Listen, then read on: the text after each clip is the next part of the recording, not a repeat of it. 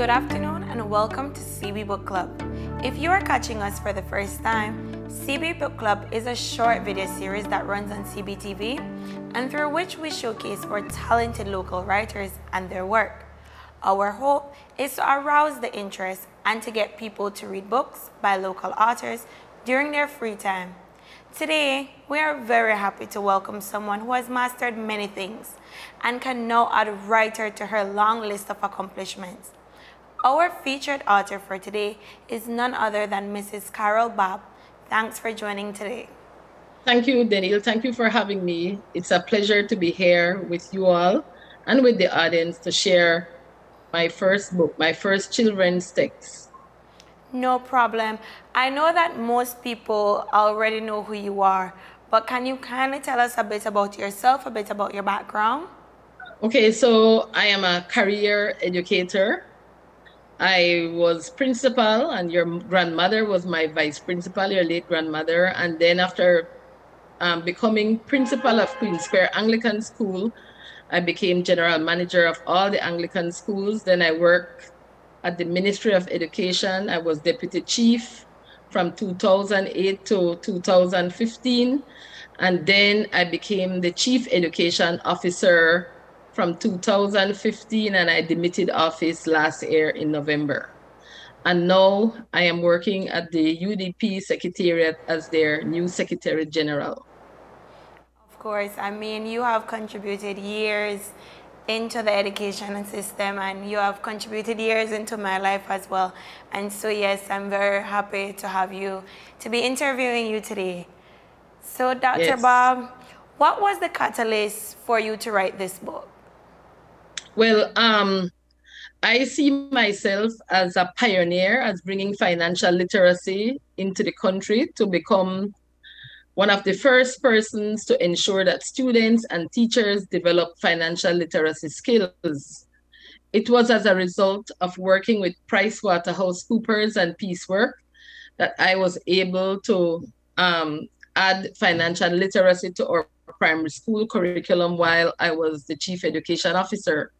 I'm very proud to say that financial literacy is now a part of the health and family life education curriculum, and it is being taught from infant 1 all the way to standard 6. And then it's also a part of the core curriculum at secondary schools. But when I first heard of financial literacy through my colleagues from PricewaterhouseCoopers, I was very impressed and wish that I was taught financial literacy at an early age. As an educator, Daniel, if you want a child to learn something quickly, the optimal time to teach that child anything that you want to teach them is between the ages of 0 to 8. So I have been involved in a lot of financial literacy training. I'm also the education director for the largest credit union in the country, Holy Redeemer Credit Union, and I have done a number of training.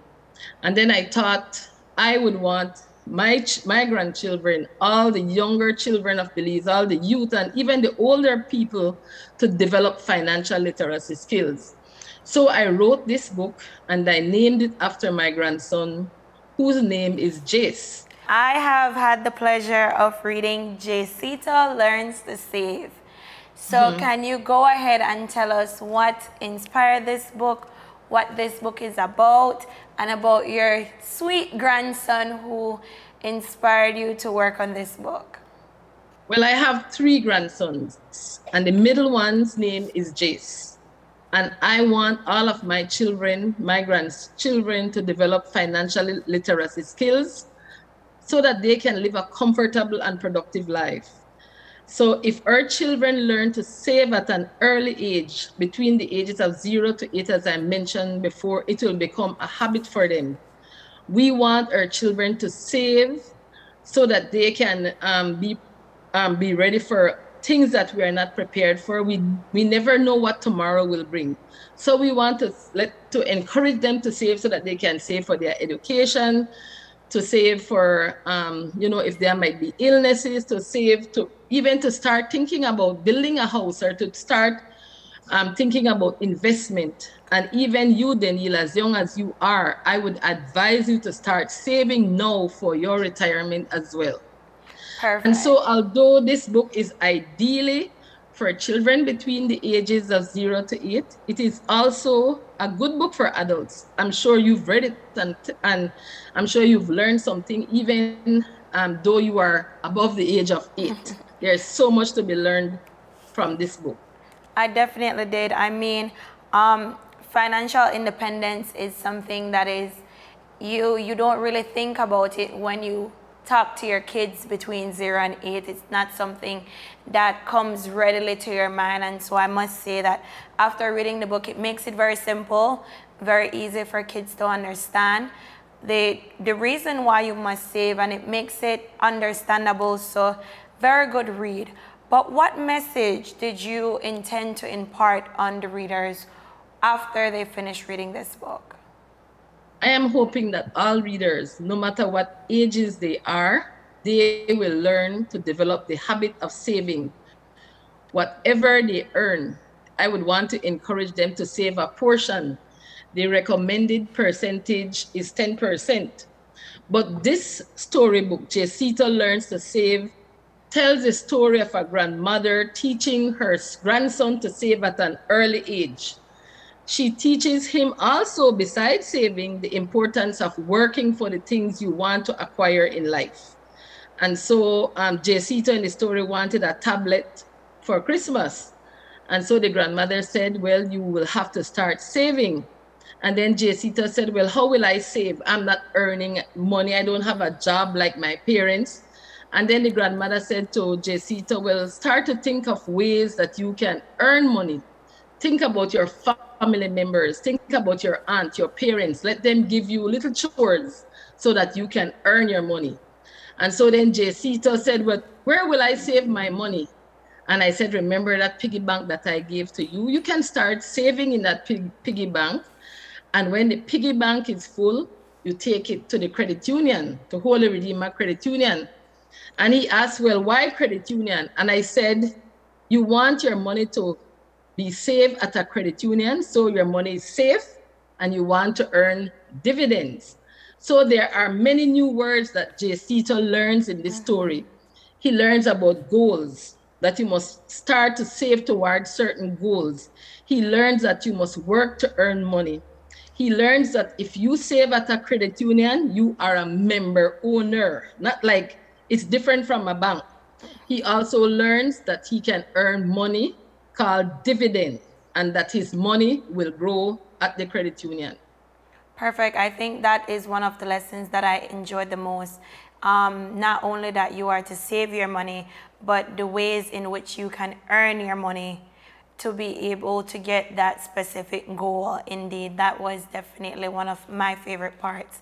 How important is this book to you and your family, and to your credit union family who have spent years of pushing the message of saving in Belize? Well, as I said, Daniel, I'm the education director, and it is our intention at HRCU that all our member owners, and we have over 60,000 members, we want them to develop financial literacy skills. We want them to save regularly. We want them to borrow wisely, and we want them to pay back promptly. And so we are teaching them, we will teach them through our financial literacy classes how they can save. And as I mentioned before, the recommended percentage is 10%. How they can save for the future, how they can watch their money grow. In this book, even though it's a children's tech, it shows you how your money can grow. If you save $5 monthly, how much it will be after 5 years, after 10 years. So you can actually track how much you will earn in dividends and how much your money will grow. So there are two messages from the story.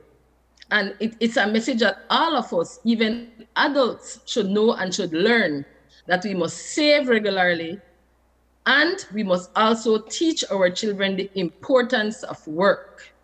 Teach them to work for the things that they need in life. Definitely. Teach them, so it's important. Great. So what has the feedback been like since you launched the book? Well, I've had a number of people asking me for the books. I have had friends from all over the States, from Canada, from in Belize, across the country. When I launched the book, the chief librarian, Miss Castillo, said that for her, she's beyond 8 years, but she says the story is rich because it teaches history. It teaches the history about how HRCU started. It tells you about how children can learn. It has some mathematics. It has language arts, you know, the vocabulary. There is so much that you can learn, even as an adult, from this text. Perfect. So how long did it take you to write this book and put this book together to what we have now? I would say it took me about 6 months, and I have my friends who are my editors, so every time we would reread it and would never be satisfied that it's at perfection, so I would have to go back and change certain things. So about 6 months. And I also intend to do a sequel, okay, where Jesita will actually open a savings account. And so we in this, I don't want to tell too much about the next book, but the next book will talk about budgeting, developing SMART goals. So the next book will be for children and for adults, actually, if you are truly serious about saving and preparing for the future. And for aspiring authors at home who are afraid to publish or unsure how to publish or need some words of encouragement, I mean, this book is very different. We have a whole bunch of romance novels, a whole bunch of language, a whole bunch of different things. This is very different, especially in Belize. What would you say to new authors who have new ideas and want to write new things? What word of encouragement would you give to them? I would tell them to start to write down your ideas and believe in yourself. And, you know, I wanted to write a long time ago, and I was so busy with my previous job that I didn't have the time. But after I have written this book, I feel so accomplished. So start to write down the things that are important to you. Get editors, people who will read your book, who will give you honest feedback on how you can improve on what you are writing. But you have to start writing. It starts with actual writing. You can't just want and then don't do anything. So even though I haven't written the sequel, I already have in my mind what I want to write for the sequel. So it will be easier for me. And then, of course, I'll give it to my editors and they will guide me. And then you have to bear in mind, what do you want people to learn from your book? What is the goal? My goal is to teach and encourage people of all ages to save regularly, to borrow wisely, and to pay back promptly, and to do some investment. So all of these things are important. And I think if we truly want to help people to get out of poverty, financial literacy is one of the skills that we must ensure that they acquire. Daniel, I read every day I would read things about financial literacy, since that's my interest. And then I read that the governor of the state of Ohio is making it mandatory for all students leaving high school. They must acquire financial literacy skills to ensure that they have a good and productive life. So for people who are looking and people that are interested, how can they get a copy of this book? They can get a copy of the book from me, or they can go to HRCU and get a copy. Well, thank you so much, Dr. Babb. It was truly a pleasure speaking with you. Thank you very much for your time. We appreciate that you are doing so much to help children and parents on their path to financial independence. That is very important to our society. So thank you. Thank you for having me. It was a pleasure talking with you, Daniel. Viewers, thanks once again for tuning into CB Book Club. Remember, we have an open invitation for any Belizean author who wishes to join us. Just send us an email to info@colorblind.bz and someone will reach out to you. So until next time, keep reading. Bye.